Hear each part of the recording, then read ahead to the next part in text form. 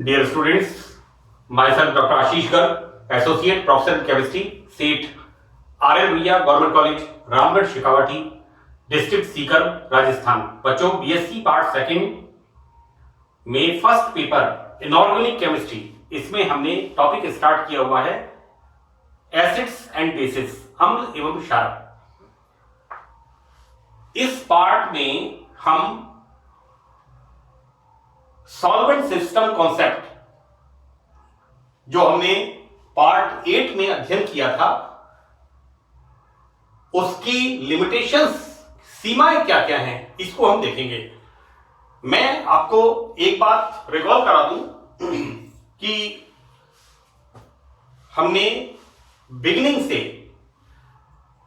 Acids में सबसे पहले कंसेप्ट पढ़ा आरएनएस कंसेप्ट, और आरएनएस कंसेप्ट में यह बताया गया था कि एक्वस सॉल्यूशन में जो कंपाउंड्स H+ आयन देते हैं उन्हें हम एसिड्स कहते हैं, और जो कंपाउंड एक्वस सॉल्यूशन में OH- आयन देते हैं उन्हें बेसिस कहा।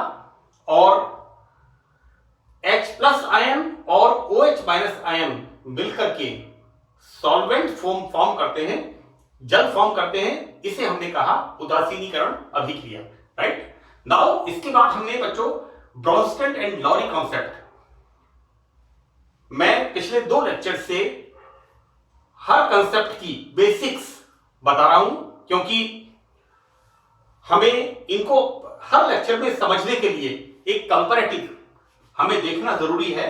यहां पर सेकंड कंसेप्ट हमने पढ़ा था ब्रोंस्टेड एंड लॉरी कॉन्सेप्ट, और उसमें जल के अलावा यह माना गया कि जो कंपाउंड्स H+ आयन देते हैं, यहां पर जरूरी नहीं है कि water we use as a solvent.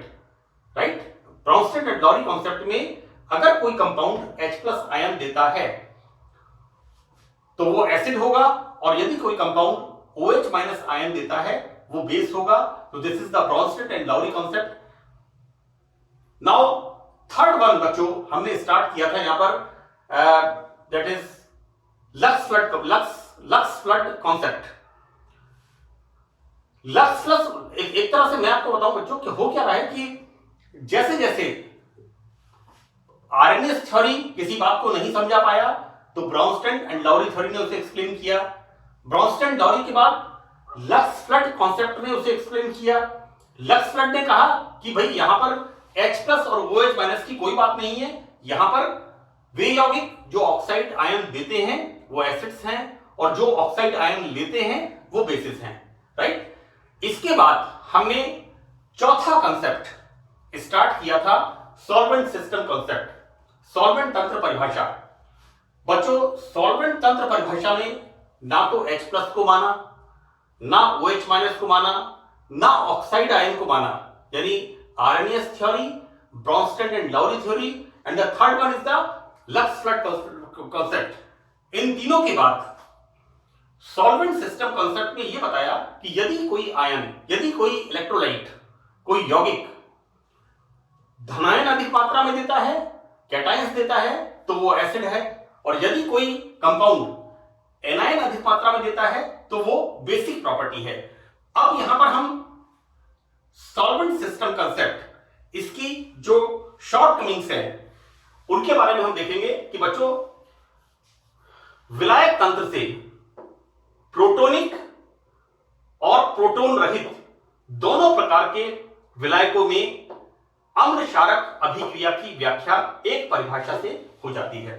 और सॉल्वेंट सिस्टम कंसेप्ट में क्या कहा गया कि जो धनायन देगा वो एसिड है, और जो ऋणायन देगा वो, यानी यहां पर कैटायन और एनायन को बेस माना गया। मैं आपको बताऊं बच्चों यहां पर लिखा है सॉल्वेंट सिस्टम से प्रोटोनिक, हमारे 2 concepts Arrhenius concept and Bronsted and Lowry concept, ये दोनों किस चीज पर बेस्ड हैं? H+ and OH-। जबकि प्रोटोन रहित ये कंसेप्ट हो गया लक्स फ्लड कॉन्सेप्ट, जहां पर ऑक्साइड आयन जो देता है वो तो है एसिड, और जो ऑक्साइड आयन एक्सेप्ट करता है वो है बेस। मैंने ये जो लाइन लिखी है इन लाइनों को समझाने के लिए मैंने अब तक जो हमने एसिड बेस कंसेप्ट के अंदर, एसिड बेस केमिस्ट्री में जो कंसेप्ट्स हमने पढ़े हैं उनके बारे में मैंने आपको बताना यहां पर जरूरी था।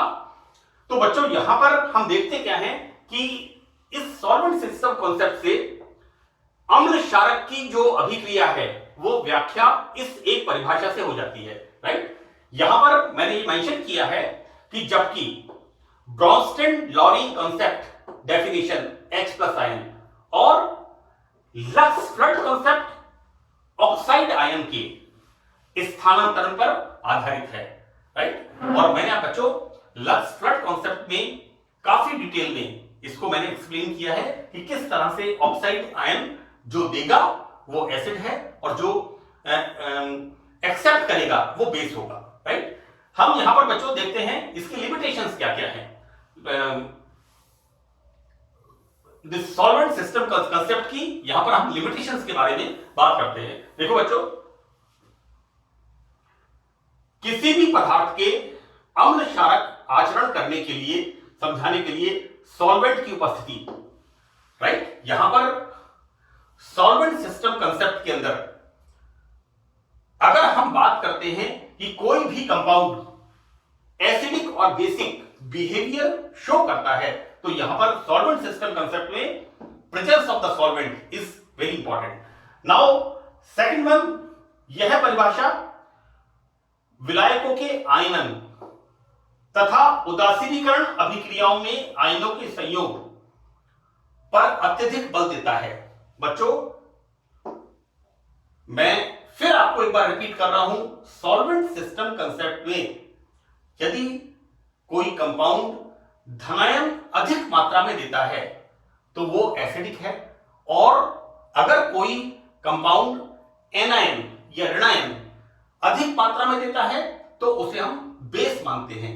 और यहां पर धनायन और ऋणायन मिलके जो क्रिया होती है, मैंने इसका एग्जांपल बताया है बच्चों सॉल्वेंट सिस्टम कंसेप्ट के अंदर, तो इसको हम कहते हैं उदासीनीकरण अभिक्रिया। अब यहां पर बच्चों देखो ऐसा है कि बहुत सी न्यूट्रलाइजेशन रिएक्शंस ऐसी ज्ञात हैं जिनमें अम्ल क्षारक आयनित होते ही नहीं है,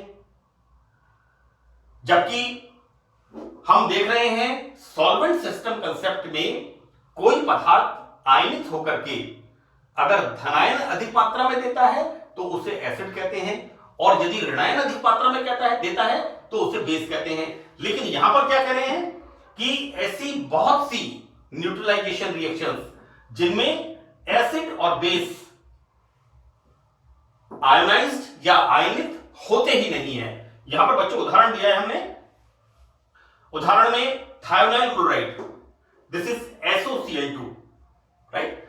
बच्चों SOCl2 को SO2 विलायक में तो मानते हैं एसिड, जबकि परिभाषा के अनुसार सल्फर डाइऑक्साइड सॉल्वेंट के अंदर SOCl2 इज एसिडिक। लेकिन यहां पर जो सॉल्वेंट सिस्टम कंसेप्ट की डेफिनेशन है उसकी परिभाषा के अनुसार बच्चों यहां पर ये देना क्या चाहिए, SO2 माइनस, SOCl2 है तो ये क्या देगा SO2 माइनस, और सॉरी दिस इज नॉट, कैसे हो जाएगा, ये होगा बच्चों अगर ये आयनित होता है, अगर ये सॉल्वेंट सिस्टम कंसेप्ट के हिसाब से आयनित होता है तो ये क्या देगा SO2 प्लस और 2Cl माइनस।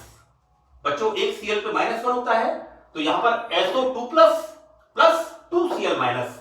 तो बच्चों परिभाषा के अनुसार विलायक में ये SOCl2 ये आयन देता है, लेकिन वास्तव में SOCl2 में आयनन की प्रवृत्ति होती ही नहीं है, राइट। तो यहां पर इस बात को सॉल्वेंट सिस्टम कॉन्सेप्ट नहीं समझा सका, तो this is the limitation of this theory, second limitation of this theory. यहां पर तीसरा देखो बेटा कि सॉल्वेंट सिस्टम डेफिनेशन में अधिकांश अभिक्रियाओं की सैद्धांतिक व्याख्या, हम थ्योरेटिकली तो उसको एक्सप्लेन कर सकते हैं, लेकिन इसकी प्रैक्टिकल यूटिलिटी नहीं है। सॉल्वेंट सिस्टम कंसेप्ट हम जब देखते हैं तो हमें थ्योरेटिकली तो ये चीज प्रूव होती है, राइट। यहां पर सैद्धांतिक रूप से हम इसको सही मान सकते हैं, लेकिन जब हम इसका एप्लीकेशन पार्ट देखते हैं, यानी प्रैक्टिकली ये मेथड यहां पर अप्लाई नहीं होता। तो these are the 3 limitations of this theory. बच्चों, मैंने पहले भी ये कहा है कि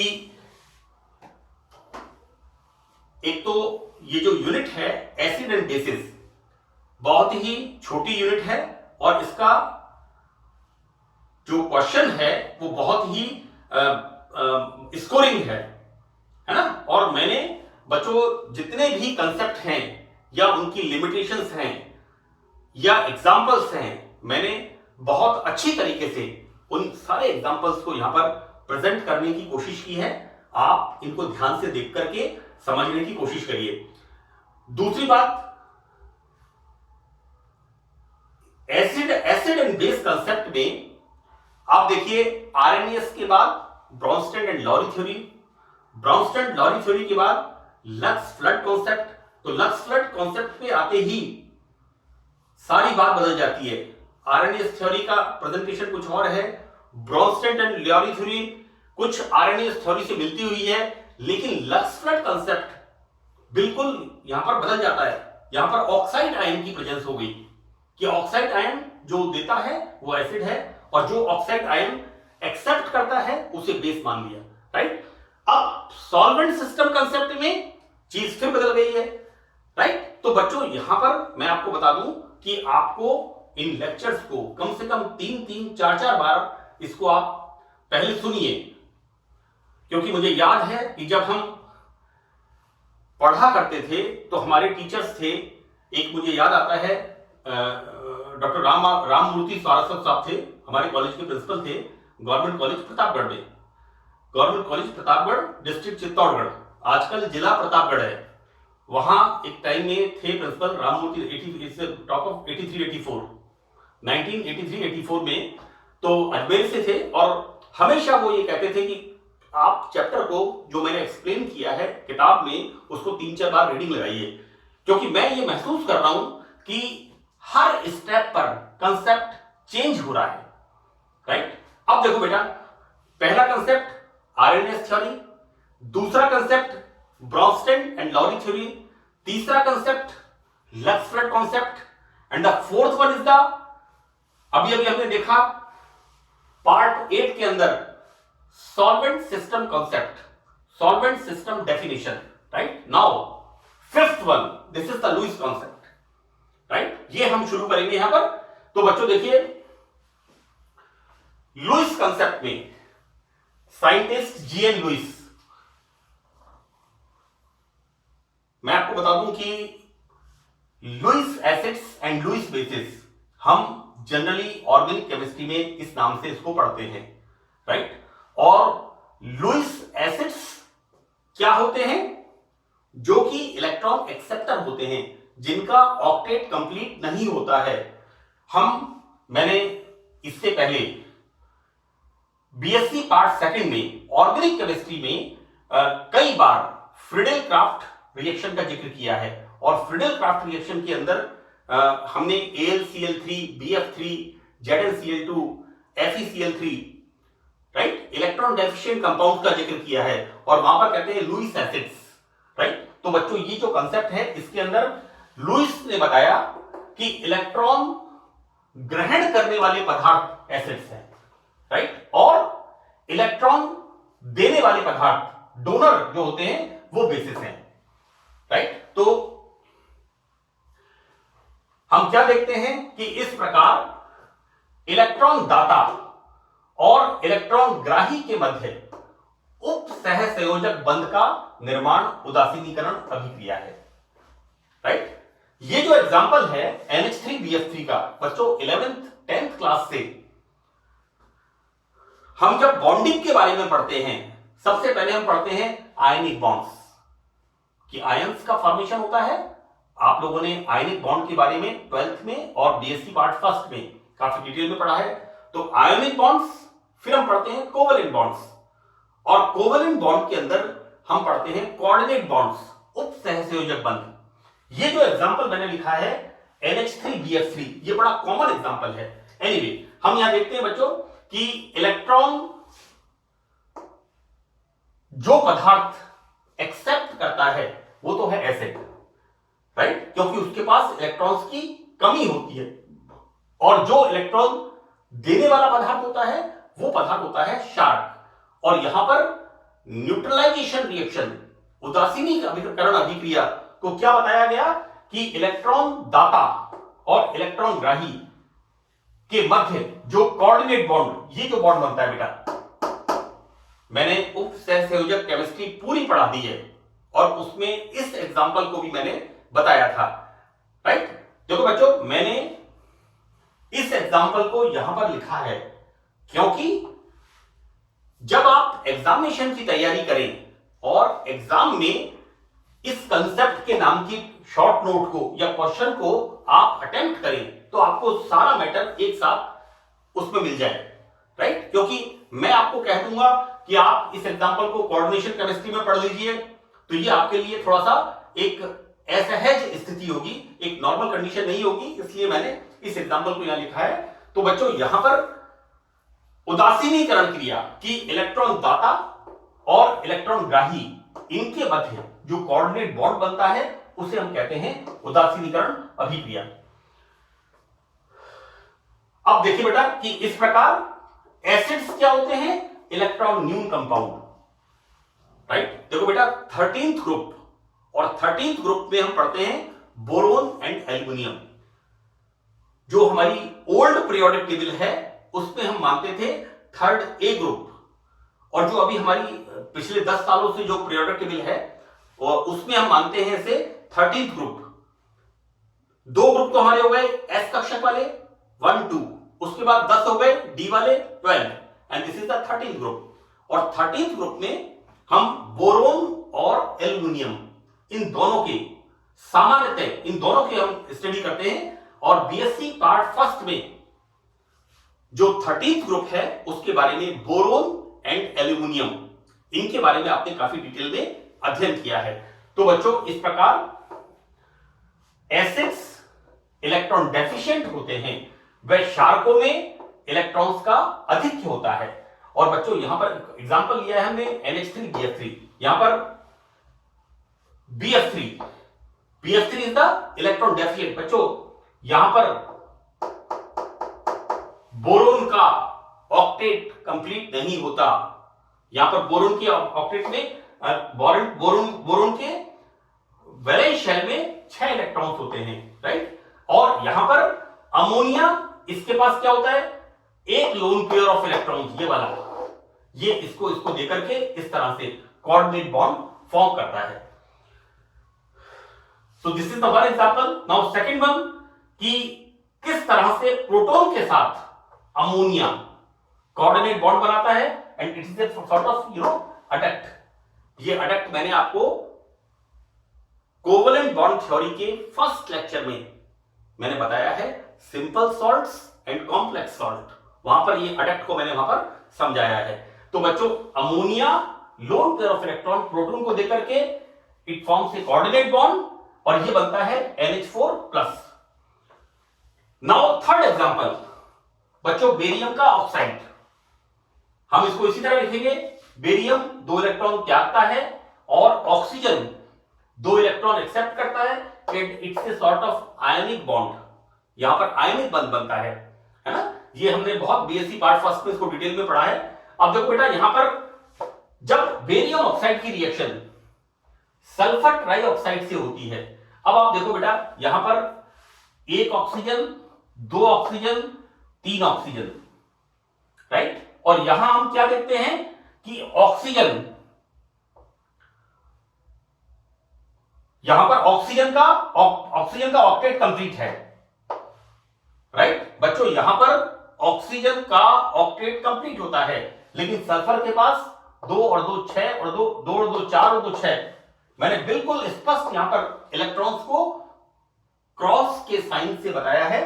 यहां पर बच्चों this will react with this, और यहां क्या होता है, ये बन गया SO4 2-, इस तरह से, राइट। ये जो बच्चों इलेक्ट्रॉन्स का स्ट्रक्चर मैंने बताया है, ये थोड़ा सा आप प्रैक्टिस करिएगा, क्योंकि एलिमेंट्स के एटॉमिक नंबर और उनका इलेक्ट्रॉनिक कॉन्फ़िगरेशन ये आप 11वीं 12वीं क्लास में पढ़ते हैं, and this is the 14th class. मैंने बहुत अच्छी तरह से इस स्ट्रक्चर को बनाया है और ये बताया है कि यहां पर सल्फर के पास 2, 2 4 और 2 6, तो सल्फर के अंदर ऑक्टेट कंप्लीट नहीं होता, इसलिए ये इस ऑक्साइड के साथ बॉन्ड फॉर्म करता है और क्या आता है इसके ऊपर 2-। इस तरह से बच्चों barium sulphate, formation of barium sulphate, it's a coordinate compound, sorry it's a ionic compound, ion बन गया ना, Ba2+ and sulphate minus, so it's a ionic compound है ना, it's not a coordinate, these are the coordinate compound जिसको कि हम arrow से show करते हैं।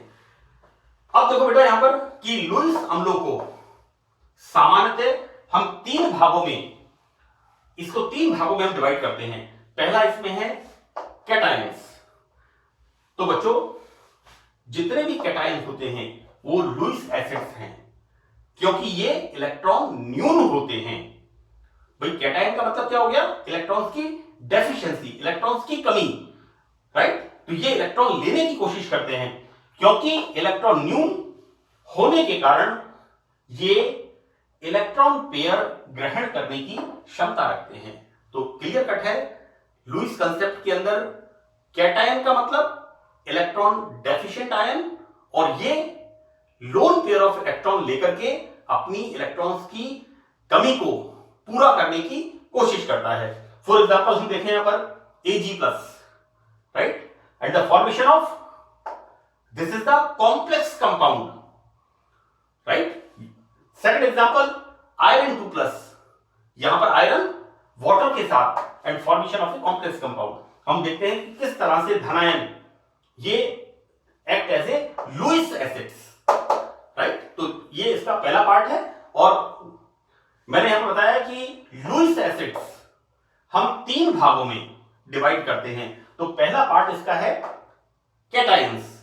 अब बच्चों इसका जो आगे वाला पार्ट है मैं पार्ट 10 में इसे एक्सप्लेन करूंगा। तो यहां पर इस पार्ट में इतना ही मैं आपको बता पाया हूं, आगे का मैं आपको नेक्स्ट पार्ट में इसे एक्सप्लेन करूंगा। So that's all in this lecture, thank you.